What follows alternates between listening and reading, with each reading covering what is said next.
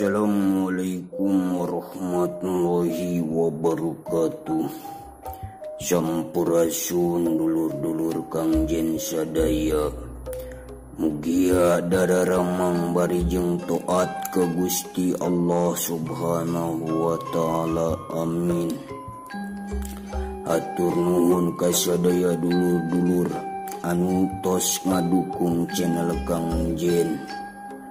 Mugia dijembarkeun milik rezekina. Amin. Dina video anu ayeuna kang jen bakal mesek siloka pusaka orang Sunda nyaeta kujang.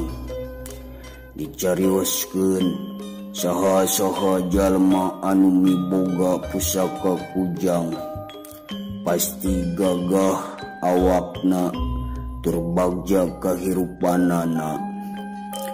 Ayeuna pusaka kujang lain keur perang ngalawan musuh, datos lewat masana. Tapi ayeuna pusaka kujang miboga harti. Kujang kukuh kana jangjina. Saha-saha manusia anu tiasa ngalakonan eta yakin kekuatan pusaka kujang, tiasa masihan kagagahan tur kabagjaan dina kahirupan.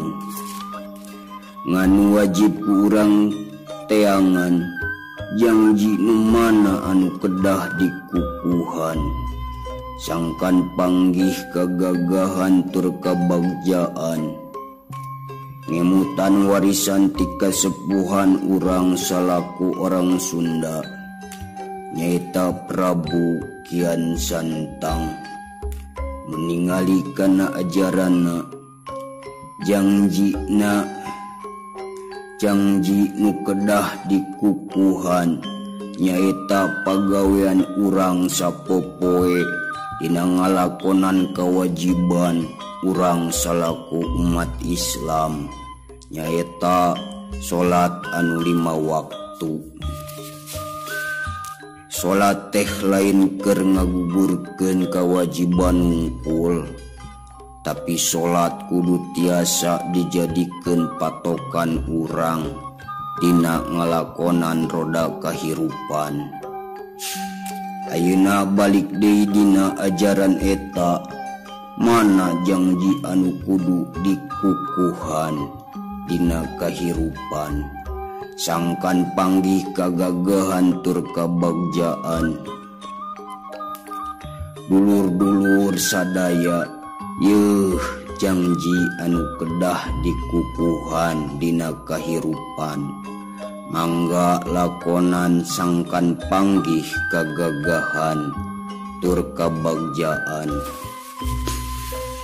Inna sholati wa nusuki wa mahyaya wa mamati lillahi rabbil alamin. Sanya-nyana sholat kaula, ibadah kaula, hirup kaula, jeung maot kaula sadayana keur Gusti Allah anu mangeranan sadaya alam.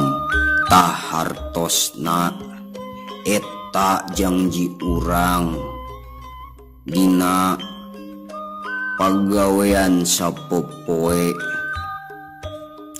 Tah lamun hidup mikukuh kana janji eta, yen sadaya kahirupan anu aya dina awak urang sadayana keur Gusti Allah lillahi ta'ala, ikhlas karena Allah.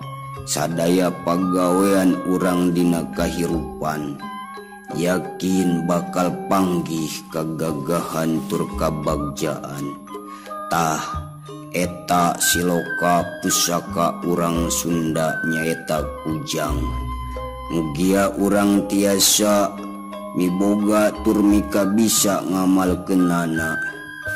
Hampura mun aya kasalahan tina mesek silokana, hatur nuhun tina perhatianana.